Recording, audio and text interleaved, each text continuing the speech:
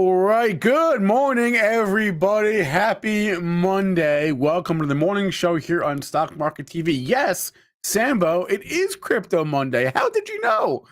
We'll talk about the developments from over the weekend. We'll have Louis Sykes.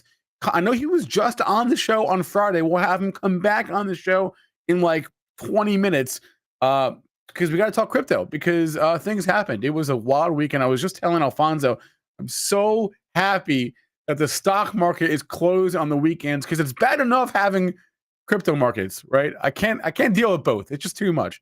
Okay, so we'll talk crypto with Louis.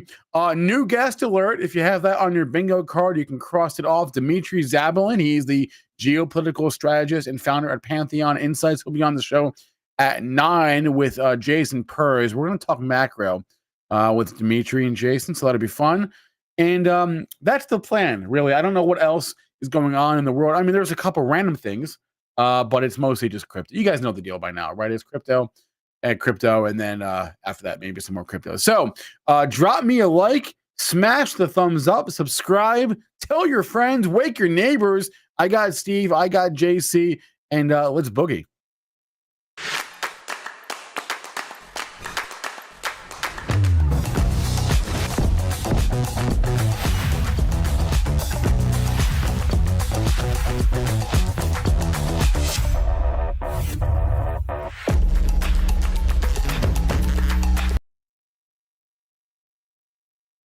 Oh, we back, baby. Let's go. Happy Monday. Who doesn't love Mondays? Seriously. Hey guys. I feel bad for people who hate Mondays. What kind of life is that? No, Monday's a good time. I'm a fan of Mondays. I get bored on the weekends when they're too long. That's also probably not healthy. Okay, ready for this? So I got a terrible cold. I started feeling it on Saturday. I felt terrible all day yesterday, so I was trying to isolate. What's it called? Quarantine. So I try to quarantine myself, and Morgan's like, you don't have to do that anymore. Dude, the last thing you want is 3 kids under 4 all to get sick. So I'm doing my best to not get them sick. So I was in my office doing a lot of charting this weekend. A lot of charting. You know, usually I do a lot of charting over the weekend, but extra a number of charting this weekend. And I have to say, you gotta be some kind of like. Wait. Let me guess. Serial killer. I mean, for you to come out there every day and tell people that stock market breath is deteriorating, like it's just all you're doing is proving to everybody that you haven't even bothered to count because you're just a lazy bastard. There is so much strength all over the world. The United States included. That's not fair, and you know that the breakdown in the breath debate on the interweb is very simple. Is there a debate? Yeah, you're a part of it.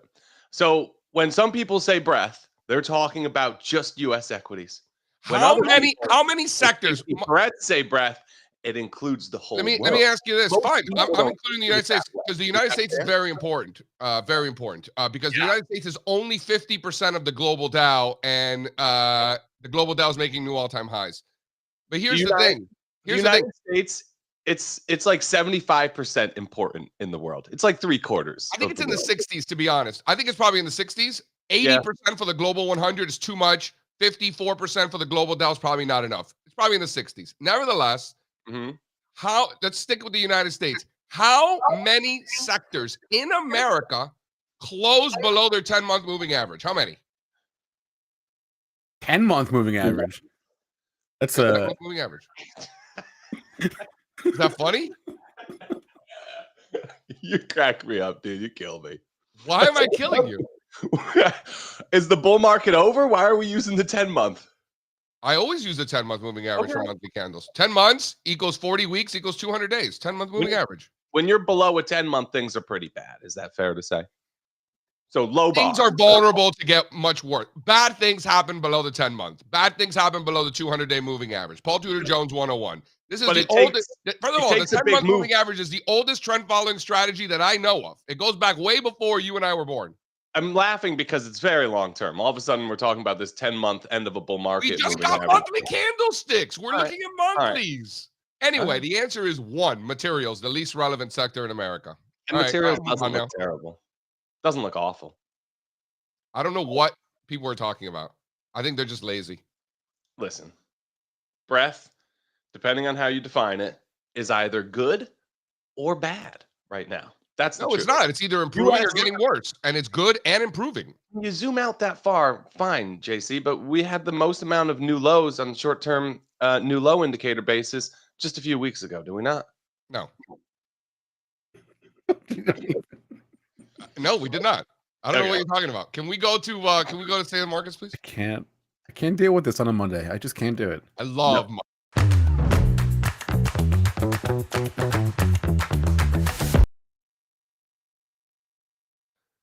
All right, ladies and gentlemen, we've got the Dow futures this morning up 73 points. That's 43,960. By the way, Dow Jones Industrial Average up last week. Contrary to popular belief, people telling you the market fell last week. Dow was up for the week. World's most important stock market index, positive last week. S&P 500 futures up 1/3%, just below 5,900.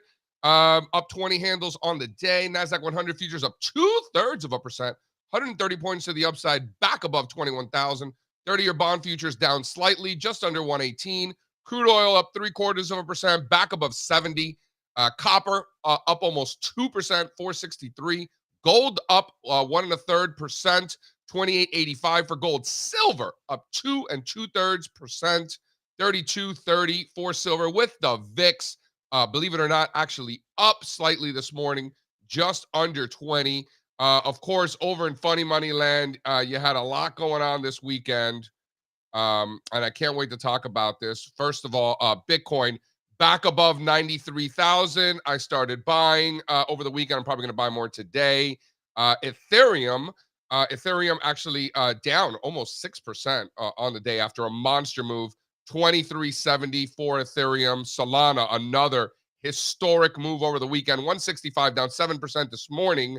Ton of volatility, down 13 points to the downside. Total crypto market cap, Mr. Spencer Israel, 3.01 trillion. How about Hey, I like we're above 3. I like that. All right, so here's what I want to talk about.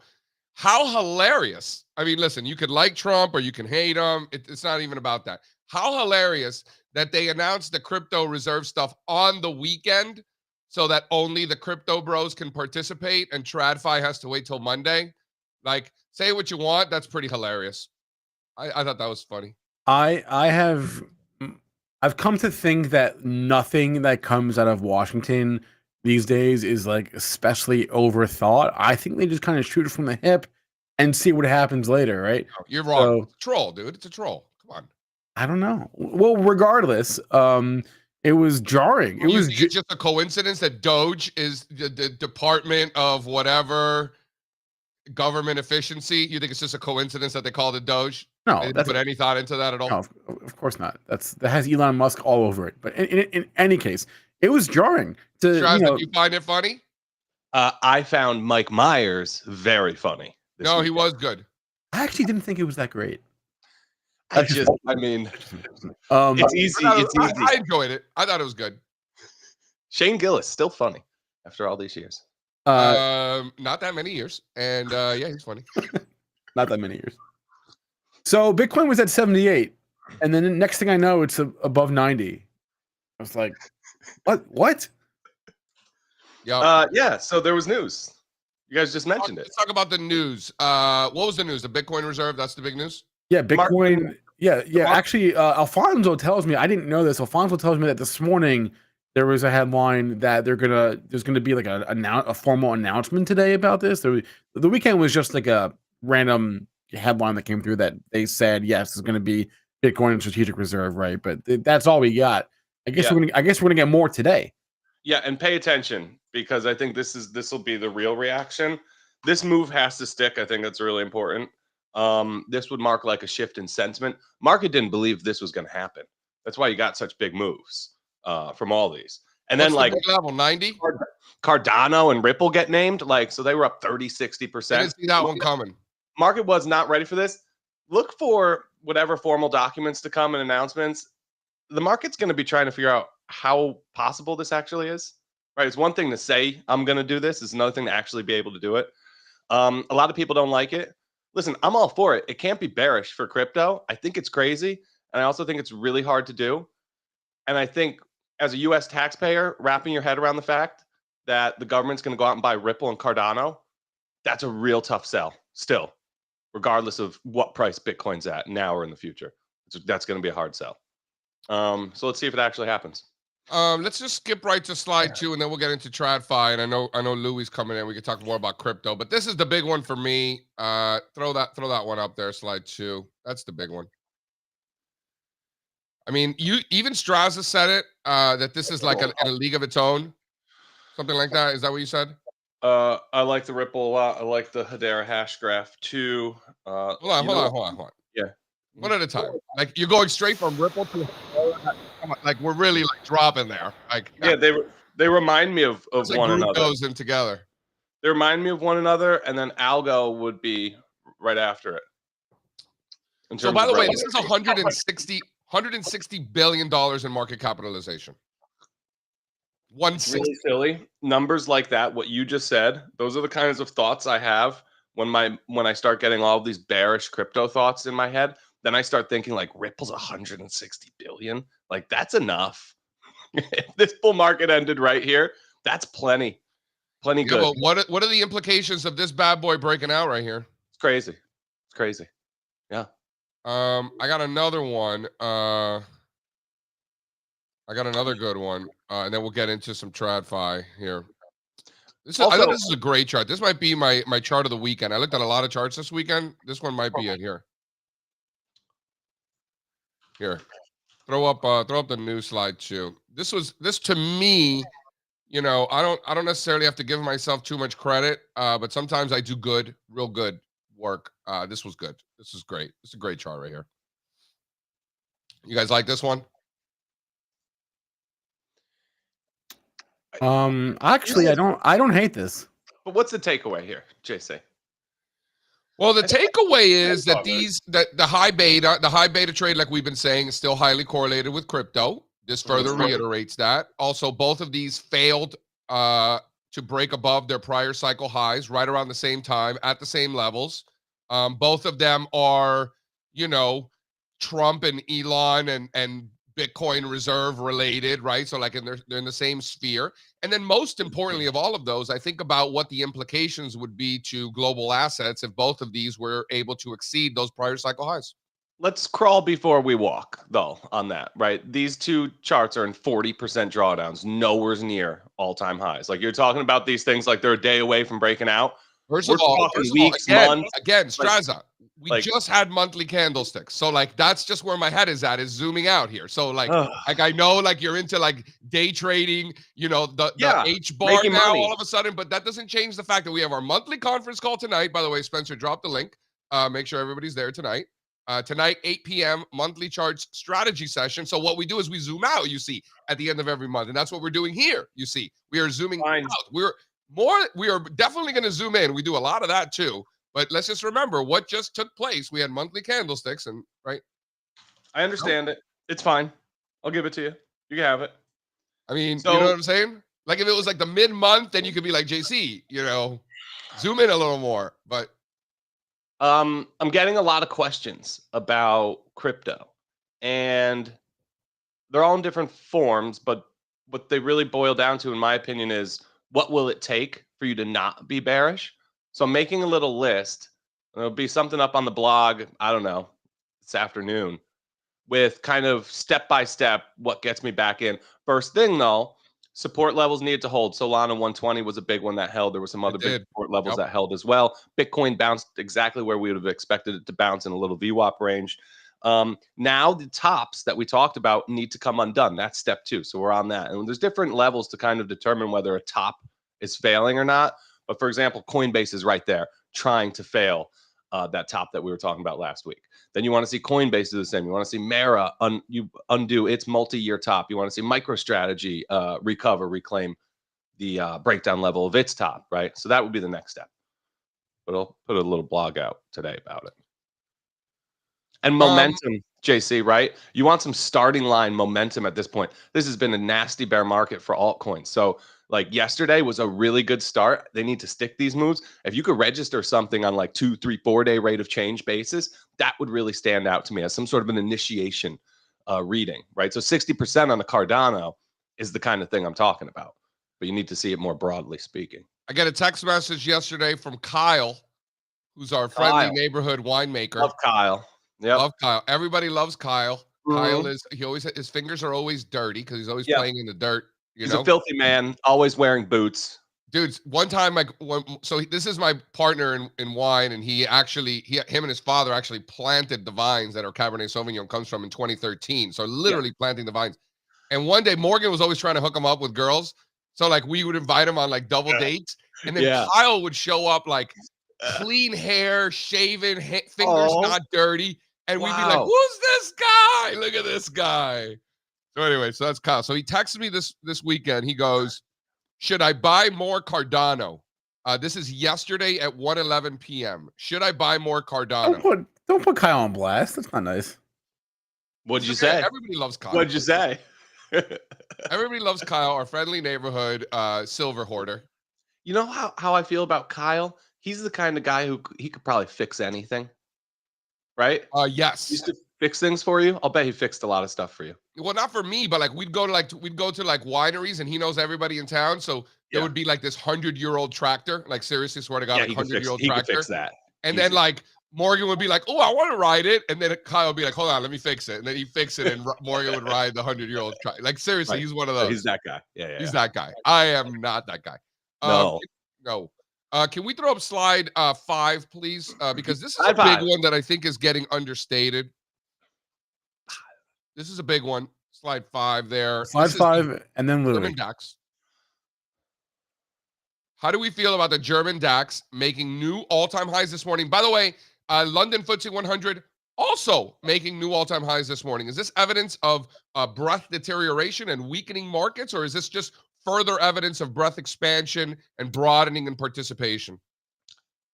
The latter, and it's the same as China at this point, right? There's a big sentiment situation here too, where Europe's in the dumps when it comes to sentiment. Nobody wants these stocks. Nobody talks about these stocks. Meanwhile, there's a relentless bid for these stocks. Trump is announcing tariffs every other day on, European Union countries. Also, by the way, China, and they're going up every day, in the midst of it. So I think it's not just the price action, but it's the price action in the context of the sentiment backdrop. No. And then I got one more here. Throw up the new slide 6 here. The new slide 6. This one. Also, some of this could just be headline stuff. There was the thing over the weekend about the world leaders coming together, and now the industrials are all the defense stocks in Europe are up this morning. So aerospace and defense stocks are going crazy. Here are Dutch small caps breaking out to new multi-year highs here. The Amsterdam small cap index, new multi-year highs as breadth is expanding down the cap scale, which is the opposite of weakening breadth. This is just further evidence of expanding participation. It's a great chart there. Shout out to Dutch small caps. You like this one, Strazza? A little former resistance turning into support. No big deal. Listen, you're getting real creative. Really, U.S. equities are making you really reach for some obscure foreign stuff. I started with U.S. equities, and I reiterated that how many of the U.S. sectors are closing below their 10-month moving average? One, the least relevant sector in the United States, materials. So I was doing my water aerobics on Friday, and hold on. You mentioned that you were doing leg exercises. Can we stop right there? What exactly are water aerobics, and isn't that for like people in their 80s? Oh, he's in Key West. True. I exercise while I'm in the pool. Water aerobics. Okay. Water aerobics. Yeah. Old people do it all the time. I see them. I actually see them. I watch them do it because I'm the youngest one at the pool. So I watch them and I see their water aerobics and I pick up on it. Right. So now I have my own routine. I'm not just hanging out in the pool, wasting time. I'm doing body squats. I'm moving my body. I'm kicking those feet. Right. I'm moving around. I'm also working. I work from my mobile while I do the body squats. So I called Strazza for last minute meeting, like I think it was that Friday, and he's like, "Bro, I'm doing my leg exercises." I'm like, I wasn't kidding. So anyway, can I finish my story? I'm doing my water aerobics. It's a lovely day, and then all of a sudden, ba-bing, ba-bing, ba-bang, ba-boom, ba-boom. the alerts, they're just going crazy. So what's going on? It's almost like there's like, and I'm reading these headlines. There's a new World War III. World leaders are fighting. I'm like, what is going on? Did you guys notice that volatility on Friday? The White House volatility? The White House volatility. The Yeah, market well, sold yeah, off for yeah. like There for a was a second. there was a viral thing that went down. Did you not see that? The news loved it. The news, of course, they saw it. It was hilarious. I wish I didn't see it, frankly. No, the reason I'm bringing it up is because we're talking about European defense stocks. So it all Okay. kind of flowed from there, right? From what happened at the White House. The Uh-huh. bottom line about what happened Friday is it probably doesn't matter at all, right? Regardless of what it looked like. It was probably a really, really failed, super poor attempt at playing politics in the public eye. But oh my gosh. So now Europe's going to bring out the big guns and you want to buy the European aerospace and defense companies and not the US ones. That's what I'm reading in the news. I don't know. Can we got Louis here? Can we talk some of this stuff? Yeah, let's do it. Because it's Crypto Monday after all, and we got Louis all the way from New Zealand to stop by and hang out. Shout out New Zealand. Right up. Got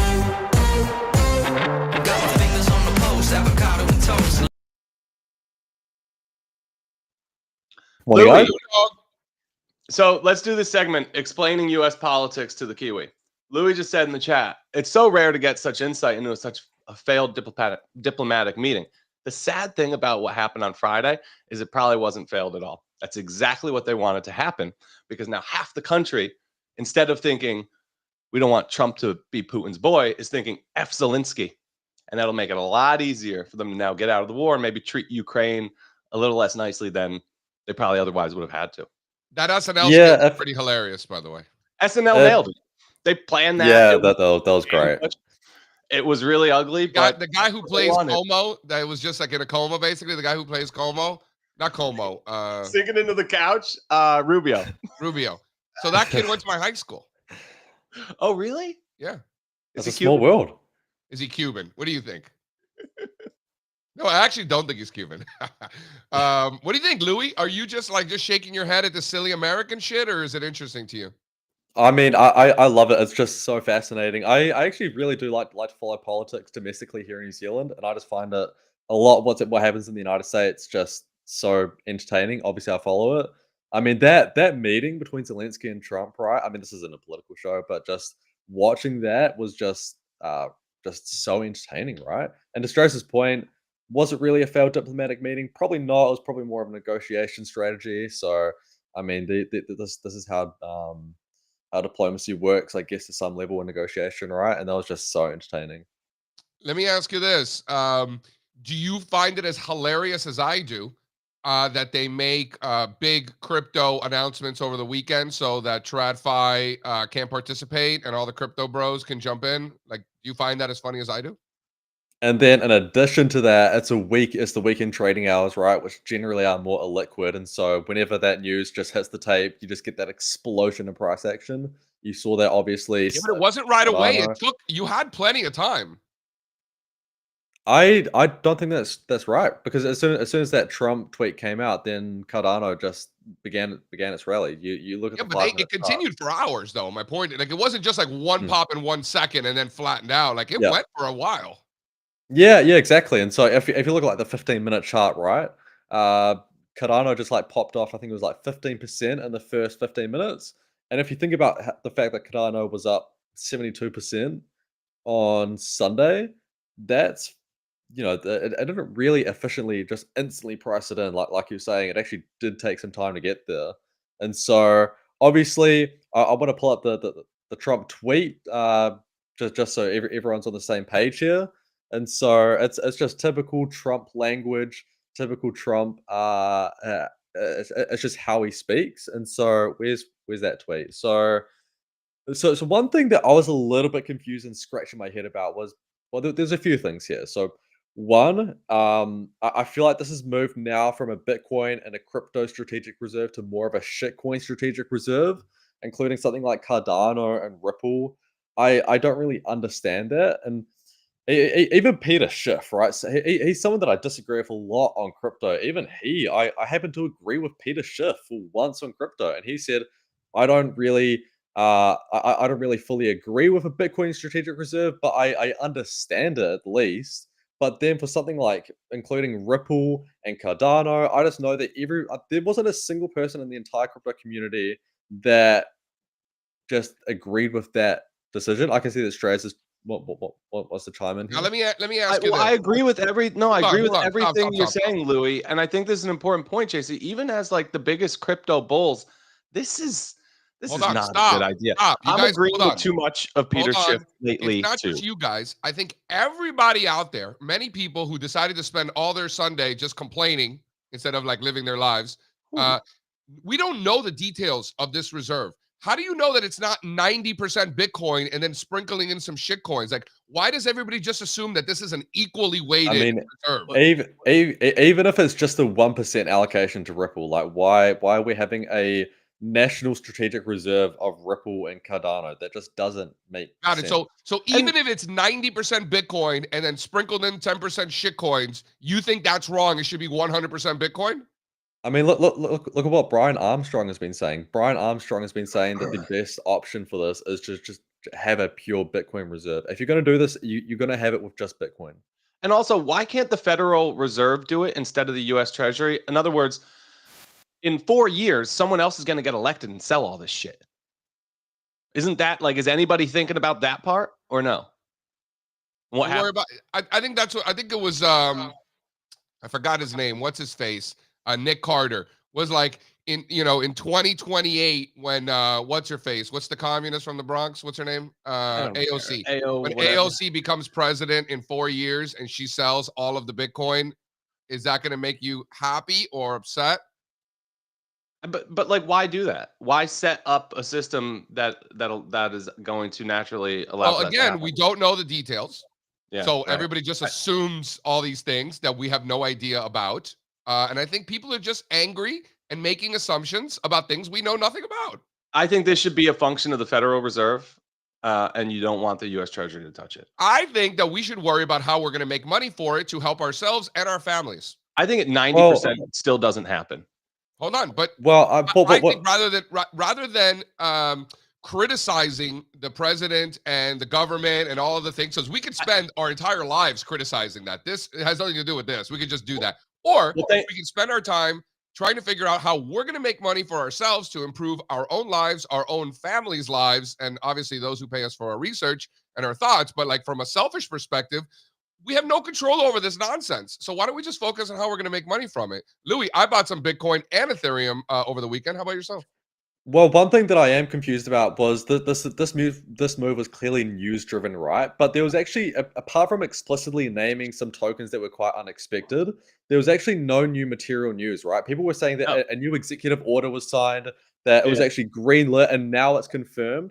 But that's actually not true. And so all that's changed is just the language. It's moved from quite neutral language to study and examine to the language that Trump used was more assertive. But in actuality, it hasn't been greenlit at all. It's just Trump just being Trump. And I'm just confused why Bitcoin popped off on just such an aggressive move based on this new announcement, which was a non-announcement. And so crypto often runs on vibes, right? And so the people were being washed out in the market and they were looking for a lifeline, and Trump handed them one, right? We know that crypto runs on vibes, it runs on sentiment, and this just looks like another one of those. I'm loving everything that you're saying. I think the reason you got such a reaction is because the market was pricing in that this wasn't going to happen anymore at this point, right? Because it's hard to understand how it does happen. And then I think, like you're saying, crypto needed a lifeline. I think Trump just came out and tweeted something to stop the bleeding. Is really what happened. This was rushed, like you said. There's no formal documents. We really got no new information from it. He just sent a tweet, and then like he fucking forgot to mention Bitcoin and Ethereum, so then had to retweet the tweet like, "I love Bitcoin and Ethereum. They're part of it too." Like the whole thing was like, I love Bitcoin. I love Bitcoin. Can we focus on how we're going to make money off of this? Because we don't have any control over the Orange Man or all his associates or the Elon or any of the stuff. The only thing we can control is how much money we make, or we could choose to not make any money and then just bitch about it like all these other idiots that spend their entire Sundays. And by the way, Jack is asking, did JC spend his Sunday reading tweets from people complaining about Bitcoin? The answer is yes, because my wife made me quarantine because I was sick all day yesterday. So I was actually at my computer all day Sunday. True story. A lot of charting, a lot of tweet reading. What So was yes. JC? Let's just see him. Filthy. Let's just see him stick these moves for now. Okay, so let's talk Let's about not that. see some 90. big So red candles my today. my Let's start there. initial dip the toe, right? Dipping the toe in against 90. I'm probably going to buy more today, still against 90. But my favorite trade remains a breakout above 102. That takes us to 155 and then 240. That's the trade I like the best of all of these. Okay. I think if you see Bitcoin dip below 90,000 in the coming days, I think what that means is that the market is beginning to question this move, this massive pop up higher. And I think then the bias is then we're going to be trading sideways for quite a while, and it's just going to be a sideways slop. I think now crypto has an opportunity to really begin to rip higher. But if we lose that 90K, then I think that all that bullish momentum has just waned. And I think it's just going to turn into a sideways slog just over the next few weeks. And so that 90K is a really important one. Yeah, that's big. That, for me personally, that's my level. You want to know mine? I'm going to use please. 95 instead, be a little bit more conservative, and I won't use Bitcoin as the vehicle. I'll probably be betting on the fail tops and coin or MicroStrategy at that point. I'm going to use 95 because it's the election VWAP. Actually has acted as better dynamic support than even this horizontal line over the course of the past few months. So that it ran right up to it last night, stopped right at the election VWAP, and has pulled off since. I want to see it back above that level, which is the same as the highs from, whatever. Can I ask you guys a question? Based on what happened this weekend and what we've seen happen in prior weekends over the cycles, right? We've been doing this crypto stuff for over a decade now. But again, as a reminder from what happened this weekend, for the larger positions in crypto, like I understand having like some ETFs and MicroStrategy positions and things like that, but for the big positions, like for the real exposure, don't we want to be on chain and have the freedom to be able to get in and get out whenever we want? Is that something to consider? I don't need it. I mean, that's an impossible question to answer because it's like, well, what's your time horizon? How often are you trading these things? Are you really, if it's a really big and cool position, are you really trading and managing that risk over the weekend? I mean, if you want to, you can, but then again, like you can for even real just positions. Like, let's say you have a real, like something that's like, you got real size, which I plan on having again. I don't know how I would feel having real money in something that I can't touch from Friday until Monday. If you wanted to get technical about it, you could have the exposure through the ETF, and then you could always manage risk by shorting and utilizing futures in the weekend. It's a little bit more advanced. That's true. But that could be a strategy there to manage that risk throughout the weekend. I think if you're a long-term investor, you're investing in Bitcoin for the primary trend, IBIT is fine, and too much shouldn't happen over the weekend at this point. And then if it does, you have that option. Right. I think most people, that's probably not the best move for. You know what I mean? Like on the weekend, what happens? You get fireworks. You probably come in on a Monday and it's shaking out and settling. I don't think you need to. If you're zoomed out enough that you're investing for the primary trend, I don't think a day or two will matter. All right. I agree. So it's something that I think needs to be thought through. And I think you guys said it right. Depends on who you are and your time horizon and all that stuff. But I think it's something to consider. I really do. I'm going to use today's strength to close out a bunch of old Bitcoin miner positions I was in and didn't want to sell into the chaos of last week and the week before. All right. Yeah. There we go. I'm looking to buy some more. All right. Louis, thanks for coming on, man. 2 days in a row. Hey, thanks, guys. Appreciate you, Lou Dog. I'm going to hop off myself. I'm actually feeling a lot better, believe it or not. Don't do this to me. No, I'm going to hop myself. Guys, I will see you tonight at the conference call, 8 p.m. Spencer, drop the link. If you're not there, I don't know what to tell you. It's going to be epic. It's going to be so epic tonight. It might be the greatest conference call of all time. I'm not even kidding. Not even kidding. You think I got a shot, Strazza? He's rolling his eyes. Do you think I have a shot to make tonight the greatest ever? I'm just trying to figure out the rest of the show now. No, we're rooting for you. We hope it's a great show. It's going to be epic. I'm fine. Out. If JC's out, Jason Purrs is in. All right? Because that's how we roll here. Jason Purrs already waiting backstage. What's going on? Oh, Jason, we can't hear you, man. Hey, buddy. Check your mic. There we go. Got the mute off. Sorry, Look at mute that. on. But yeah, no, it's glad to be here. We got a great guest, Dimitri, my buddy, is coming on today. Steve, you may have met him when we were in California, actually, in Sonoma. So he came over, said hi. One of my buddies, great friend of mine, really smart guy, geopolitical expert. So I think it'd be fun to bring him on right now. Have just a conversation about geopolitics, oil, commodities, macro, all the fun stuff everybody wants to talk about. Let's do it. Jay, we've been friends for a long time. Make the call. I mean, this is pretty professional, guys. Nice show you got going here.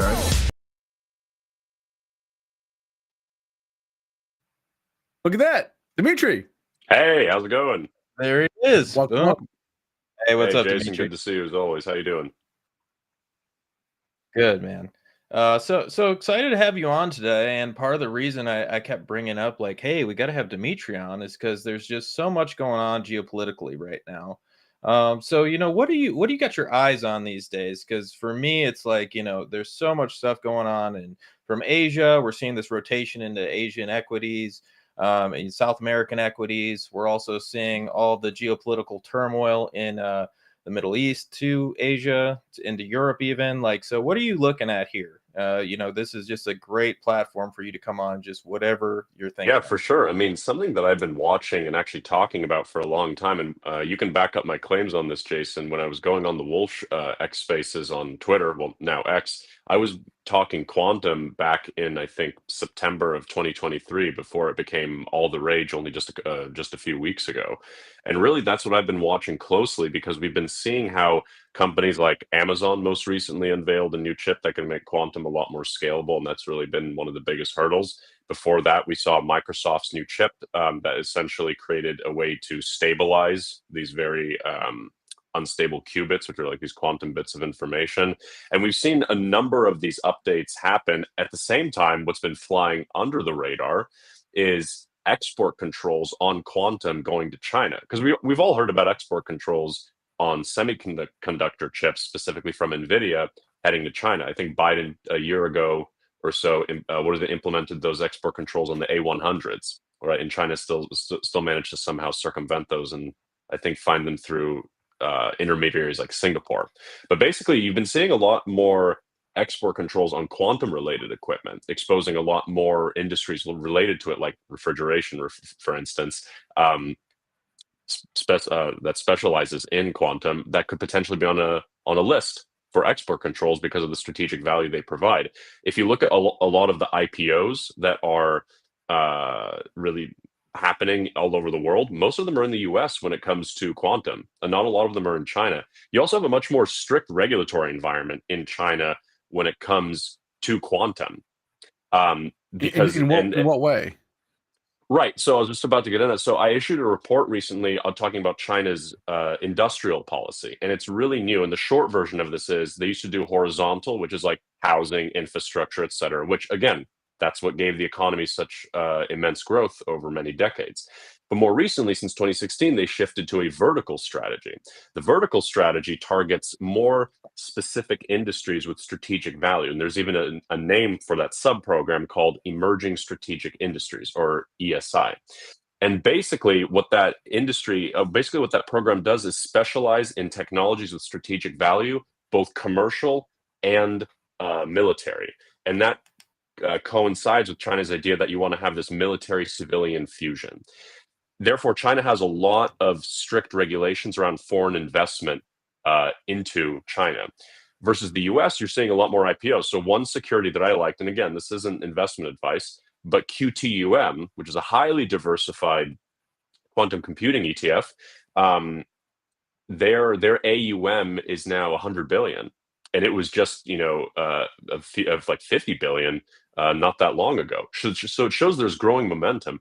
And for me, what I like it is that it has strategic implications and applications. And a lot of the geopolitical tailwinds for me are what make it a compelling thematic investment vehicle. And again, for me, this is not something you trade. Trade is something you trade on volatility, and it's short term. For me, this is an investment. It's something long term with long-term dividends and payouts, or dividends, pardon me, long-term payouts in terms of its potential applications, not just within one industry, But like AI, it's transformative for a lot. And we're seeing a lot of companies enter the fray and make their own contributions to it. And Amazon is a great example of that. They want to fuse hardware with quantum computing software. So you see this fusion of hardware and software. So it's not just people creating it, but then also leasing these services to other companies that are outside of that particular domain. That's the quantum front, right? That's like the technology front, what I'm watching. More recently, what I was looking at was when Trump was threatening tariffs against Taiwan. And I mean, Jason, you were there for that too. I said two things are going to happen, right? Yep. Right. The first one is more investments in the U.S. and defense spending and more arms sales to Taiwan, and both happened. Because for the U.S., for Trump, it was a huge win because he could say, look, people are buying American arms. And for Taiwan, it's replicating essentially Ukraine's porcupine strategy, which is the idea that if a foreign aggressor comes in, it makes it very difficult and or very expensive to overtake that island. And last thing I'll say, because I know I've been talking a long time here, is defense, right? We all saw a lot of not geopolitical, pardon me, a lot of market volatility in defense contracting stocks when we saw that that the Pentagon was going to have some of its budget cut. For me, when I saw that, I thought, this doesn't seem right. And surely enough, Peter Hegseth about a week later walked back those comments and said, well, we're not cutting, we're reallocating. And, we saw Palantir, before that obviously take a hit. And the reason why I wasn't panicked about it is because the secular geopolitical trends of multipolarity point to greater conflict, not less. So it would then make very little sense for, the world hegemon, i.e. the US, which has its power on the dollar and the military to enforce it, essentially, to suddenly say, no, we're going to cut back on spending, when under Biden, he authorized the NDAA, the National Defense Authorization Act, for the largest package ever at $886 billion. If you look at that and you say, well, I don't think that's anything. I mean, that's what happens if you ignore these secular risks. You can get caught up in short-term volatility. In my view, in that space, a lot of the returns may start drifting more towards software-related companies as AI and other technology becomes more diffused, and a little bit less from hardware. It's not to say it won't play a role, but it definitely will. So, and feel free to jump in if you have any questions, Spencer. But so, want to jump into crude oil. We were talking about crude oil. We've been talking about crude oil like crazy this year. So many things going on. It's been really, it's been boring. And which is when things are very boring, everybody likes to make predictions, either it's going to go up or down. So how do you interpret the recent crude oil price moves? Are you looking at them geopolitically at all? Is it something that's just completely supply and demand based at the moment? For crude oil, yeah. I mean, in my view, and I think I actually might have sent a note about this earlier. I think I tweeted about it. I'm looking at it right now. Yeah, so basically, in my view, crude oil, like we saw some geopolitical volatility when we got the attack in October of last year. No, not last year. Pardon me. I think it's been 2 years now. When Hamas attacked Israel, obviously you saw crude oil prices rise to the extent that the market was thinking, all right, could this have a regional spillover effect and then have supply disruptions potentially elevate oil prices? And we've seen some geopolitically induced volatility, but really it's been somewhat subdued. We've been seeing ongoing negotiations between Hamas and Israel. They just had a breakthrough recently. Well, not a breakthrough. They just had, some small development. I think they returned some bodies. It's all relative, right?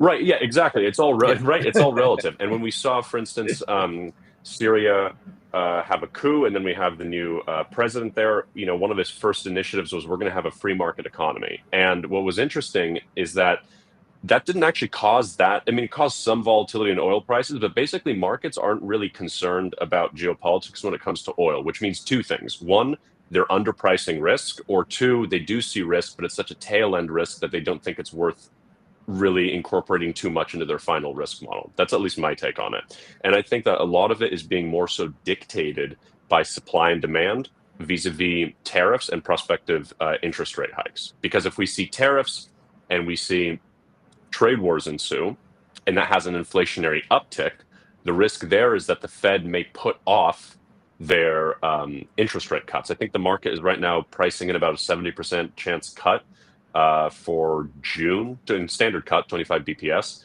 And because that came after last week's PCE data, which came in at 2.5%, so it came in line with expectations. In my view, that's where the tension's going to be between the potential inflationary effects of tariffs and how that could affect interest rates. And then obviously oil is a cyclically tied commodity and one that's particularly sentiment linked. So obviously that could take a hit. Conversely, something I've argued, and Jason, I'm curious to hear what your take is on this, is tariffs, because they have such a growth dampening effect, at least they did during Trump's first term, it could potentially subdue inflation to the extent that it lowers economic activity enough to offset the inflationary aspects of it. The real point of tension is immigration, because again, depending on how zealous Mr. Trump is about it, that could cause an inflationary spike. From what it seems, though, he seems to understand that he's not going to go after the agriculture workers, not after the service workers, not after the workers working in the housing sector, because that would have a lot more of an inflationary effect.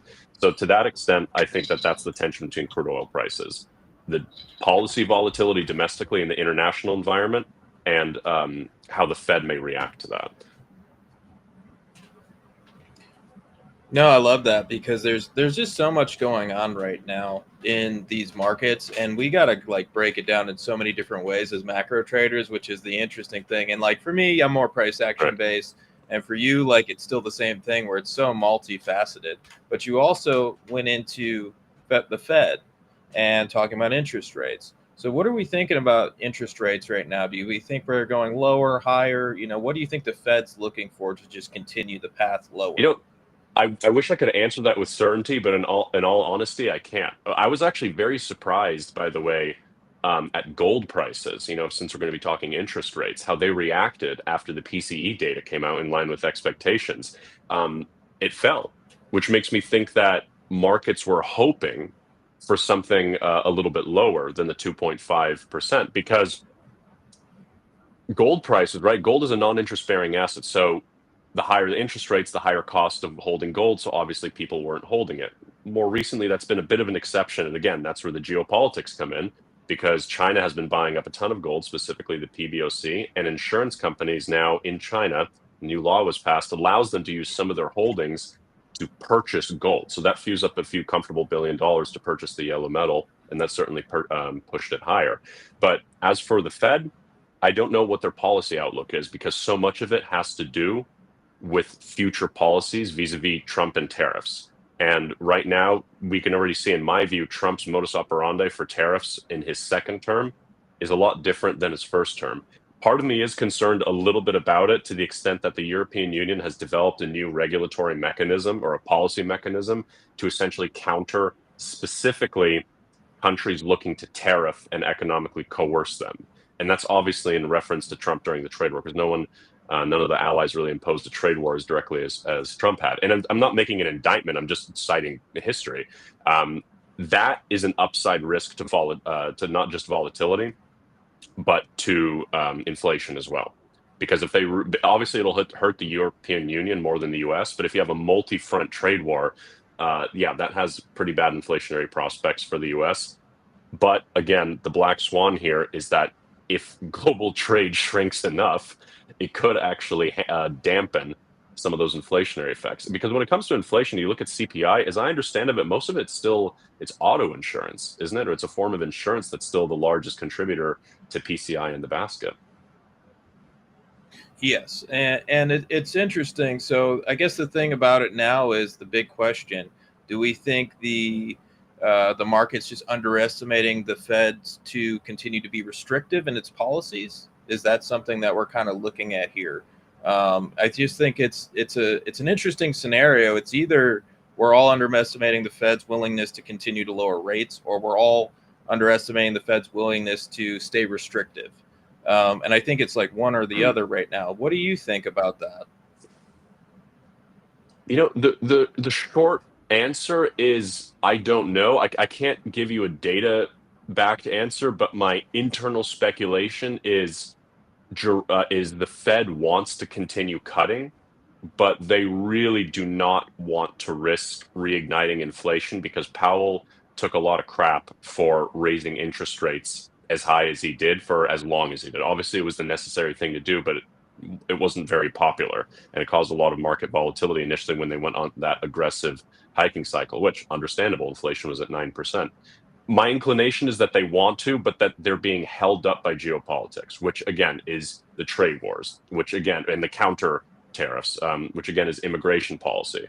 So I think that's what makes it so difficult for me to predict right now, is because a lot of it has to do with policy, and it's in an administration that historically has been a little bit erratic at times, and sometimes the rhetoric, not sometimes, a lot of the time the rhetoric doesn't actually match the policy. Oftentimes the rhetoric is a lot more explosive than the actual policy, but markets react to what the headlines are rather than what the underlying actions are that follow weeks or months later. So that's what makes it difficult to predict. So in short, I don't know. My inclination is that they want to continue cutting, but they're suspended right now, as it were, by policy ambiguity. So what's your thoughts on AI right now? You know, where it's at in the market, where it's at in this whole space, you know, because everybody's either got an opinion that the AI trade's just getting started or it's the end of it. So, you know, you mentioned quantum computing, you mentioned, you know, the macro environment. What do you think about the AI trade? Well, so the AI trade is interesting, right? Because NVIDIA tanked when its earnings came out, even though it beat expectations. So for me, and as a market participant, as like somebody who trades a lot, I know, Jason, this intrigued you because it had to do with perceptions and benchmark, because it wasn't just enough to beat expectations. It's that you had to beat them by a certain magnitude. So with me, I viewed that quite like concerningly, because I thought, okay, they beat, you know, I think their profits were up, what, it was like 78% on the quarter or something. It was something ridiculous, which is great. But again, relative to what markets were expecting and what they'd seen, where at one point there was a blowout by like over 240%, they thought, oh, well, relative to this, it's not that good. So then, you know, NVIDIA tanked a little bit. I don't think it's realistic for people to expect for AI infrastructure spending to just continue at the current rate. And I think that narrative is what has been pushing NVIDIA higher. I don't know the full cycle of it in terms of when it'll end. And I'm still trying to make up my mind whether we're still in the beginning of it, and this is just like a little reality or hiccup, whether in the middle. I don't think we're towards the end, because I think a lot of countries and a lot of companies still want to build out AI. I mean, we've already seen huge improvement. I mean, look at Grok just on X alone. I mean, I don't know if you guys used it recently. It's incredible. And that innovation happened just a few short months. So when it comes to AI, I'm still long-term bullish on it. I just think maybe the euphoric aspect of the cycle may be sobering up now, so to speak. And I think the latest NVIDIA earning and the price action that followed is indicative of that. Because even though they superseded expectations, it wasn't by triple-digit growth. And having those expectations be met in a sustained way, I just don't think is realistic. One of the things I think about with regards to AI is just like real-world applications and who I know that's using it. And really, we don't have all that much. We have a couple dozen AI assistants. We're on places like Twitter and you know, Perplexity and ChatGPT and all that. And then there's some integrations with Google and Microsoft and the big tech and stuff. But outside of that realm, AI hasn't infiltrated our lives in that macro way yet, the same way the internet has, right? And that's obviously coming, right? So that makes me think we're probably more towards the earlier stage than like the middle or the later stage, just because I use AI for work, but I don't use AI in my non-work life yet, right? I know I'm going to. It just hasn't happened yet, right? So just kind of wait, but also things do move faster, right? And that's kind of like the life. That's the way I think technology goes. Is cycles move faster. So yeah, I think it's called Amara's law. It says we overestimate technology's impact in the short run and underestimate its impact in the long run. One area that I'm interested in, and again, this is another thematic investment to the extent that it takes place over 5 years at least, is robotics. Now that one definitely also, but that kind of points to what you were saying, Spencer, vis-a-vis AI, because that got way ahead of itself. Yeah, no, I think it did, and I think robotics still has a very, very, very, very long time to go, or very long way to go, pardon me. But I did speak with an engineer recently who's worked in the robotics industry for some time, and I asked him, I said, hey, what's your view on how the industry is progressing right now? And is it faster or slower than you expected? And he said, yeah, if you asked me a couple of years ago, I would say we still got a long way to go. But more recently, he said it's going a lot faster than I expected. And that's what happens with every technological breakthrough you get. The threshold from which you operate gets higher and higher and higher, right? So it's like Moore's law for computation, but with innovation applied. And if you look at GPTs, general purpose technologies, and their creation, electricity, the steam engine, etc., the time lapse in between every GPT for the past, let's say, 5,000 years or so has shrunk. And I think that we're going to continue to see that shrink with the birth of AI, with more robotics being introduced, which people, have speculated saying it's a multi-trillion-dollar industry. I can see why. And if you look at CAPEX spending, Morgan Stanley put out a report is really interesting, saying that CAPEX spending in robotics is expected to increase, I think, 20 to 30% over the next 10 years versus 15 to 20% over the previous 10. So it shows that there is a growing interest in it. But again, I still think it's a nascent technology. But like AI, it hasn't permeated a lot of our lives yet. So it's still. And let's remember the whole reason we're talking about this is because we're talking about this within the framework of investing, right? In investable assets, right? And of course, it's impossible to know until after the fact how far over their skis the public markets or private markets got on a given theme, right? So we don't know that, unfortunately. So that's one of those things that we just have to wait and see. But that's the other thing. So, that's the way I think about it too. I think about it like, you look at the internet, if you were a kid in the 90s like I was, and you were always on the internet all the time on AOL.com and all of these things, like, you could see why the boom kind of happened, but there was the bust. However, we continued to obviously use the internet, and the internet only grew over time. So I do think the long-term trade is there, but in the short term, like you said, the euphoria might be a little bit over their ski. Like Spencer said, you're a little bit over your skis. It's a little bit, the trend might be a little bit exhausted, and it might go down for a little bit. But I think the long-term framework for these things are intact. I think, over the next 10, 20 years, those stocks are going to just be much higher than they are today. Yeah, Go ahead. Sorry. No. I was going to say, back to the point about Moore's law and things happening faster and faster, I don't think we would ever have to stomach a lost decade like that ever again, right? Maybe a lost half decade. I mean, it's already been 5 years, 4, I guess, since that post-COVID bubble popped, right? Or maybe 3, I don't know. So things will move faster like that. But you're absolutely right, Jason. That's what I was going to say. Yeah, just in the short term. I don't know, the duration. Nobody knows the duration of the bear market, but I think that over time it will come back. So I do agree with that fact over the long run. So Dimitri, anything you want to end on? Something it's exciting for you? We're glad to have you today. It's fun for me. I hope everybody else enjoyed this conversation, but it's a lot of fun for me to kind of get off the charts for a minute and talk geopolitics, because this stuff actually, it really matters. And it's something to understand how we look at the macro landscape as macro traders every single day. So anything you're thinking of, Dimitri, that you want to end on, let people know about? Yeah, for sure. Well, so, from a geopolitical angle, it's something I'll be publishing, rather releasing in the next hour and a half, is instability in the Caucasus, specifically in the North and South Caucasus near Russia. The short version of it, I'll do the TLDR, is that's taken away a lot of the Ukraine war has taken away a lot of resources Moscow would typically send to Central Asia to govern these regions and to prevent regional destabilization. But now we're beginning to see that crack. And even with the peace deal, there is a secular risk that could drain a lot of Russia's resources. That's one of the things I'm looking at, to the extent that I do wonder if that could disrupt some geopolitical endeavors, let's say, that Russia has vis-a-vis Eurasia and China. And the next one is Africa. Africa is flying under the radar, but there are a lot of conflicts emerging there, more so like, let's say, in the DRC. And I think that if you see a coup, statistically speaking, even though there are fewer coups now than there have been over the preceding 10 years, they are more successful.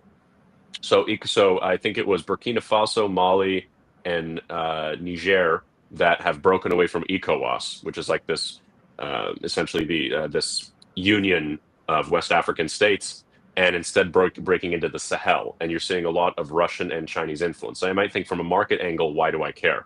And you're right, to a certain extent. There aren't that many follow-on disruptive effects in markets. But if you start having a breakdown intra-regionally, right, and obviously there's, intra-regional wars like Congo and Rwanda aren't exactly on great terms right now. But if you see that continue to spill over, while you see escalating US-China tension where supply chains have to be excluded in order to get some of the regulatory benefits like provisions in the Inflation Reduction Act, then that's where I think you could see commodity prices wobble. But even there, I'm, sort of hesitant of my own thesis to the extent that we thought lithium prices and cobalt were going to be surging with the energy transition, et cetera. That didn't happen. Lithium was in limbo. Export tariffs on export controls and tariffs on Chinese EVs and solar under Biden were 100%, or at least under EVs they were. So that obviously weakened it. Weak Chinese economic growth certainly didn't help the EV market outlook. So these are some of the variables that I'm still looking into. But in short, I think some of those what's the word I'm looking for? Emerging risks, not just by themselves, but part of a lot of other emerging ones could have a market disruptive effect vis-a-vis commodities, which I know is your wheelhouse. So so Africa is something I'm looking at a little bit more closely because it's flying under the radar more so than Completely I think under is the warranted. radar. Yeah. Completely. So thanks, Dimitri. So glad to have you on, man. Dimitri's a good buddy of mine. Talk markets all the time. Check him out. Where can people find you, Dimitri? Yeah, for sure. So you can check me out on X at Zabelin Dimitri, or you can go to pantheoninsights.com. Yep, we have it right here. And if you go under my strategic intelligence reports tab, it leads to my Substack.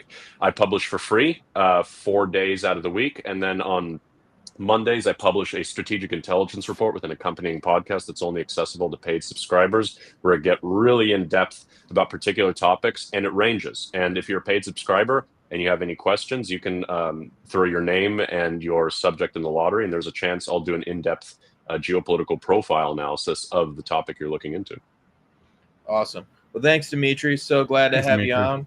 So it was awesome. I really enjoyed this. Yeah, great to be on. Thanks for having me, Spencer. Great to meet you, Jason. Right. Hope to see you again soon. Absolutely. A little bit different flavor. Hope you guys enjoy that. I love, I've said it before, I'll say it again, I love getting new people on this show. I really make a concerted effort to get people who have not been on the show before. We try to do it at least once a week. This was all Jason. This was all you. So thanks for the connection there. And Of course. yeah, that was great. A different flavor. We don't have those kinds of conversations on this show all that often. So I'm glad I enjoyed it. I Yeah. think it's something that everybody kind of needs to understand these things about the market. It's Yep. not that it's always short-term tradable, but maybe you have open a retirement account in the long term. Maybe you have some other long-term trades that you have on. And then not to mention just the idea of like the sectors you can be bullish on in the long run, investments in the long run. Like, it's very interesting stuff. It's good stuff. Yeah, public service announcement. Obviously, if you're going to invest in these themes, always look at the construction of these, especially these like thematic or these niche ETFs. Yes. They can do some wonky things sometimes. Just because it says robotics doesn't mean it's the most robotics, right? So The robotics funds, for the most part, all stink. The quantum one is pretty good though. The QTUM is really interesting. They put you in a lot of different stuff. They got a lot of like the smaller stocks in there. If you look at it, here's like the sniff tests when you want to buy an ETF. Look at the best stocks that you're trying to express that theme on, right? So go look at Rigetti, go look at the QBTS, go look at the good quantum stocks, and then look at the index and make sure it looks like it. That typically comes with a market cap, momentum-driven strategy, right? Where the biggest ones get larger weightings and then become a larger size of the fund and continue to drive the outperformance of the fund. QTUM is coiled up, looks just as good as anything in the quantum computing space. That to me means green light, good fund, built well. But you're right, a lot of these like niche ETFs are really just like a watered down NASDAQ 100 with like one weird stock thrown in. Yeah, like the top layer is whatever the theme is, but the bottom 5 layers are the same same old shit, right? Yeah, throwing a bunch of tech and you got a robotics ETF. A lot of them don't even try that hard. I mean, it's literally like you got Mag 7 and then like Palantir. All right. Go figure. All right. Jason, thanks for hanging out, man. Steve, I don't know if you want to hop early, do some recess. There's not much happening out there this morning outside of the world of crypto. A couple random ass headlines, but nothing too crazy. I did see Intel. Is that still up this morning on that headline? It is, right? It's giving it back. It's off the high of the day, but yes, it is up 3.5% that they're doing some testing with Broadcom and Nvidia. Wait, silver's up 3%. Gold's up 1.6. So I mean, there's some moves in commodity space, but I know nobody wants to talk about that every day. I like the silver here, Jason. I really do like the silver trade. I think it's squeezing. I think it's great setup for some calls. Not the thing that I'm writing on all-star charts, but once again, I think it's talk to somebody like Sean or something. I think these call options look really, really good, and I think we can kind of get some. The premium's cheap. If we get above 33.5, like this thing could really take off. And silver, like when it always catches up to gold usually. And I don't know if that's going to happen perfectly this time, but I do think that could be something that could be a big trade in the future. I like all of these charts. I just flipped through a couple. By all these, a lot of scoops in here. A lot of scoops.